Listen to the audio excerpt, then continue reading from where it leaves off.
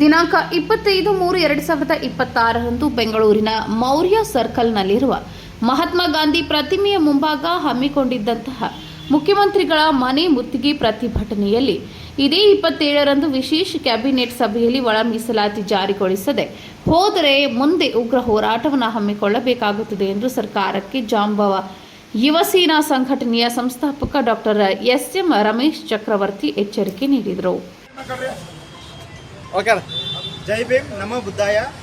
ಇವತ್ತು ದಿನದಲ್ಲಿ ಕರ್ನಾಟಕ ರಾಜ್ಯದುದ್ದಕ್ಕೂ ಒಳ ಮೀಸಲಾತಿ ವಿಚಾರವಾಗಿ ನನ್ನ ಸಮುದಾಯದ ಹಿರಿಯ ಹೋರಾಟಗಾರರು, ನನ್ನ ಸಮುದಾಯದ ಬುದ್ಧಿಜೀವಿಗಳು, ಮಾನ್ಯ ದಾದಾ ಸಾಹೇಬ್ ಎನ್ ಮೂರ್ತಿ ಅಣ್ಣವರಾಗಿರ್ಬೋದು, ಅದೇ ರೀತಿ ಜಂಬೂ ಸ್ವೀಪಿ ನಮ್ಮ ಸಿದ್ದರಾಜಣ್ಣವರು, ನನ್ನ ಸಮುದಾಯದ ಬೆನ್ನೆಲುಬು, ನಮ್ಮ ಸಮುದಾಯದ ಹಿರಿಯ ಹೋರಾಟಗಾರರು, ನನ್ನ ಸಮುದಾಯದ ಬುದ್ಧಿಜೀವಿಗಳು, ವಿಚಾರವಾದಿಗಳಾದಂಥ ಕೇಶಮೂರ್ತಿ ಅಣ್ಣವರಾಗಿರ್ಬೋದು, ಇವರ ಒಂದು ನೇತೃತ್ವದಲ್ಲಿ ಇಡೀ ಕರ್ನಾಟಕ ರಾಜ್ಯ ಉದ್ದಕ್ಕೂ ಏನು 35 ವರ್ಷಗಳಿಂದ ಒಳ ಮೀಸಲಾತಿ ವಿಚಾರವಾಗಿ ಹೋರಾಟಗಳು ಬರ್ತಿದೆ.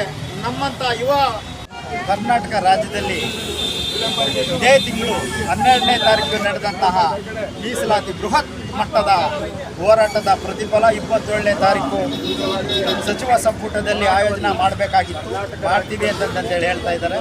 ಆದರೆ ಇವತ್ತು ದಿನದಲ್ಲಿ 25ನೇ ತಾರೀಕು ಬಲಗೈ ಸಮುದಾಯದವರು ಫ್ರೀಡಂ ಪಾರ್ಕ್ನಲ್ಲಿ ಒಳ ಮೀಸಲಾತಿ ವಿರೋಧವಾಗಿ ನಾಗಮೋಹನ್ ದಾಸ್ ಅವರ ವರದಿಯನ್ನು ಧಿಕ್ಕರಿಸಿ ಮತ್ತೆ ಹೊಸದಾಗಿ ನೀವು ರಚನೆ ಮಾಡಬೇಕು, ಪ್ರವರ್ಗ ಎ ಮತ್ತು ಪ್ರವರ್ಗ ಬಿ ಅನ್ನು ತೆಗೆದುಹಾಕಿ ಮತ್ತೆ ನೀವು ಹೊಸದಾಗಿ ಜಾತಿ ಗಣತಿ ಮಾಡಿ ಮತ್ತೆ ಒಂದು ರಚನೆಯನ್ನು ಮಾಡಬೇಕು ಅಂತ ಹೇಳಿ ಏನೇ ಹೊರಟಿದ್ದಾರೆ. ಇದಕ್ಕೆ ನಾವು ವಿರೋಧವಾಗಿ ಮಾನ್ಯ ಮುಖ್ಯಮಂತ್ರಿಗಳಿಗೆ ಮನವಿ ಮಾಡ್ತಾ ಇದ್ದೀವಿ. ಯಥಾಸ್ಥಿತಿಯಾಗಿ ನಾಗಮೋಹನ್ ದಾಸ್ ಅವರ ವರದಿಯನ್ನು ಅನಿಷ್ಟಕ್ಕೆ ನೀವು ತಂದಿರ ಹೋದರೆ ಮುಂಬರುವ ದಿನಗಳಲ್ಲಿ ಉಗ್ರವಾದ ಪ್ರತಿಭಟನೆ. ಈಗಾಗಲೇ ಮಾನ್ಯ ಷಡೇಶ್ವರ ಸ್ವಾಮೀಜಿಗಳೇ ಅವರು ಚಿತ್ರದುರ್ಗದಿಂದ ನೆಲಮಂಗಲವನ್ನು ದಾಟಿದ್ದಾರೆ. ನಾಳೆ ನಾಡಿದ್ರೆ ಒಳಗಡೆ 27ನೇ ತಾರೀಕು ಫ್ರೀಡಂ ಪಾರ್ಕಲ್ಲಿ ಮತ್ತೆ ನಮ್ಮ ಉಗ್ರ ಸ್ವರೂಪ ನೀವು ನೋಡಲಿಕ್ಕೆ ಮುಂದಾಗೆ ಕೂತಿದ್ರೆ 27ನೇ ತಾರೀಕು ನೀವು ಮಾಡ್ದಿರಾ ಇರ್ತೀರಾ?